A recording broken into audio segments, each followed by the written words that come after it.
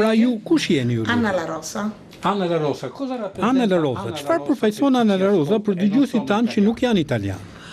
Per chi non è italiano, sono una giornalista. Për ata që nuk janë italian, unë jam një gazetare italiane, kryesisht një gazetare politike, dhe në vitin 1993 në Itali, krijova emisionin e parë politik, që tregonte dhe prezantonte politikanët nga afër. Komplimenta për zgjedhjen. Më pas isha edhe drejtoreshe e Rai Parlamento. Për ata që nuk janë italian, kur u bëra drejtoreshe e Rai Parlamento në vitin 2001, gazetarët e televizionit publik italian Rai shkonin e vinin nga Brukseli në Strasburg për të punuar si korrespondent. Pra, gjatë kësaj periudhe pata fatin të krijoja zyre të përhershme redaksionale, sepse gjithmonë mendoja, kishin folur për Europën që kur isha e vogël, dhe nuk ishte e kuptim të tregoja për politikën e parlamentit italian, pa filluar me atë të parlamentit europian. Dhe sot, sidomos negativisht, po shohim se sa shumë vendime merren në Bruksel ose Strasburg, dhe jo në vende të veçanta evropiane. Vengono presi a Bruxelles o a Strasburgo e non nei paesi singoli. Pra, nuk jemi në Bruxelles, ne jemi në Tiranë, jemi pikërisht në shtëpinë e gjuhës italiane, në Institutin Italian të Kulturës. Se jeni në Tiranë sot? Come mai lei sta a Tirana oggi?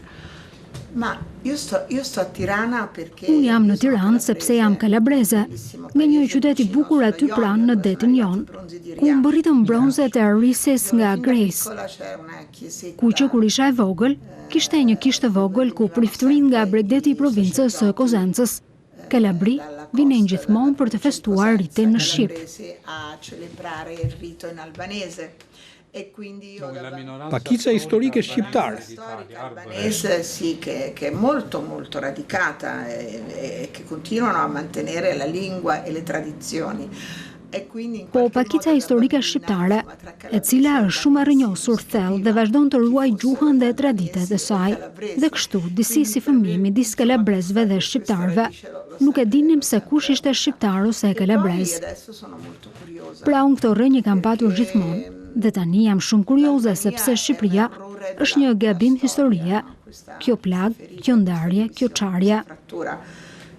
Mund të themi atyre që po dëgjojnë se kombë shqiptar tani është i ndarë në 5 shtete të ndryshme. Ne e paguajmë këtë çmim, apo jo? Lo paghiamo questo costo, no? Certo. Sigurisht që e paguajmë. Unë erdha këtu, si shumë njerëz që keni intervistuar, duhet ardhur në Shqipëri. Bisogna venire in Albania.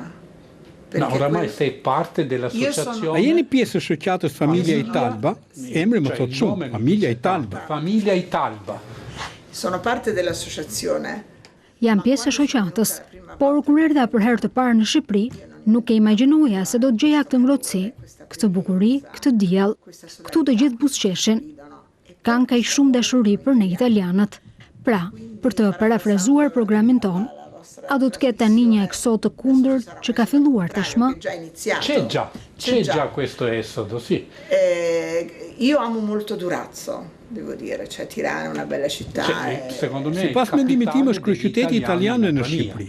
Durazzo è E dua shumë Durrësin, duhet ta them, Tirana është një qytet i bukur.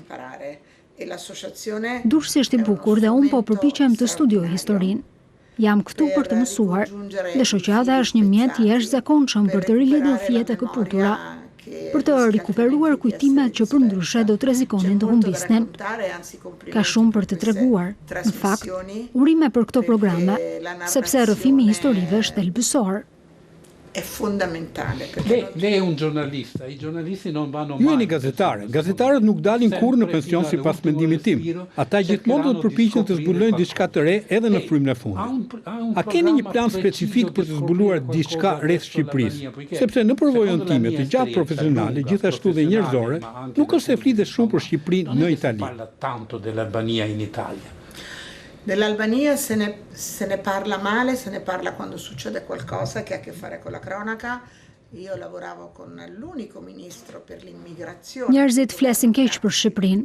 Ata flasin për të kur ndodh diçka që ka të bëjë me ngjarjet aktuale, Kam punuar me të vetmen ministrat e imigracionit që qeveria Kraksi e kishte dëshiruar me larg pamësi. Margherita Bonvjar, kur mbërriti ania e famshme, por pastaj historia mbaron aty. Tani njerëzit flasin për Shqipërinë për shkak të qendrës së imigracionit dhe kjo është gjithmonë tema e bisedës. Si gazetare dua të përfshihem fal dhe Giuseppe Mazei, i cili është një mik dhe koleg. Na lidhi jo vetëm puna jon, por dhe një miqësi e madhe.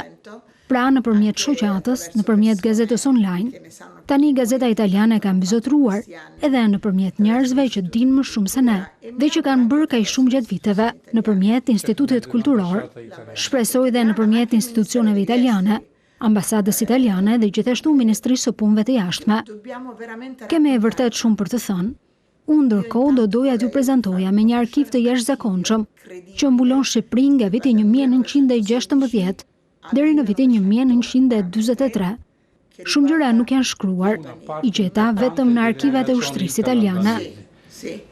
E molte cose non sono state scritte, le ho trovate solo nell'archivio dell'esercito italiano e basta. Bisogna scrivere nella mia. Në karrierën time profesionale, kur intervistoj italian, ata gjithmonë më tregojnë histori të ngjashme dhe ka shumë italian që erdhën këtu sepse gjyshrit e tyre u treguan për Shqipërinë. Pra nuk ishte as Rai, as Mediaceti, por gjyshrit e tyre që në shtëpi u treguan për Shqipërinë. Ata kanë tashmë një pjesë e tyre familje të përziera dhe janë këtu. Dhe kjo histori u ka shpëtuar kolegëve tanë italianë. E questa storia sfugge ai giornalisti, ai colleghi nostri italiani. Sfugge e io proprio poi farò vedere quando la telecamera si spenge. Në fakt u shpëton. Dhe dua t'ju tregoj më vonë kur të fiket kamera që gjeta një ditar, i cili është paktën me 14 vëllime, pjesërisht i shkruar me makinë shkrimi, pjesërisht me stilolaps. Një general i ri në vitin 1916 kundër vullnetit të tij u dërgua këtu. Kjo histori që një pjetija zbuloi në moshën 60 vjeçare fillon kështu. Ishte gusht 1916. Ishte ora 4 e mëngjesit. Në plazhin e Durrësit kishte vetëm disa peshkatarë dhe çuditërisht dhe 2 fëmijë që nuk e di pse ishin zgjuar dhe po luanin në plazhin e Agim.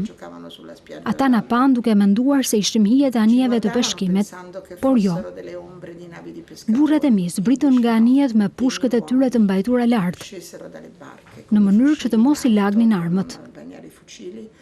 Me ujin që arrinte mbi gjunjë dhe u detyruan të qëllonin. Dhe nga aty ka një histori që duhet të tregohet. Duhet të kemi guximin ta tregojmë. Raccontare, avere il coraggio di raccontarla. Ti prometto che darò una mano a chi vuole raccontare questa. Do t'ju jap një dorë kujdo që dëshiron ta tregojë këtë histori. Historitë e ngjashme ka kaq shumë sa ekrani i vogël për fat keq nuk i ka konsideruar në Itali. Mund t'ju japim atyre hapësirën për të njohur më mirë me njëri tjetrin. Unë publikisht e konsideroj Italinë si një vëlla të madh, dhe kur vëllai i madh nuk është mirë, mendoni se si ndihet motra e vogël, pra Shqipëria. Pensa a piccolo sorella Albania. Kjo është e saktë. Dhe shoqata jonë e themeluar nga Giuseppe Mazei, antare së cilës jam e nderuar të jem, do të bëj gjithçka që është e mundur, dhe kështu do t'jemi, do të bashkohemi, do t'jetë një det i vetëm, sepse në fakt është një det i vetëm. Sipas mendimit tim, deti nuk na ndan, na bashkon. Ju falenderoj për këtë intervistë që nuk do t'jetë e fundit, do t'jetë thjesht e para. Faleminderit dhe atyre që na dëgjuan.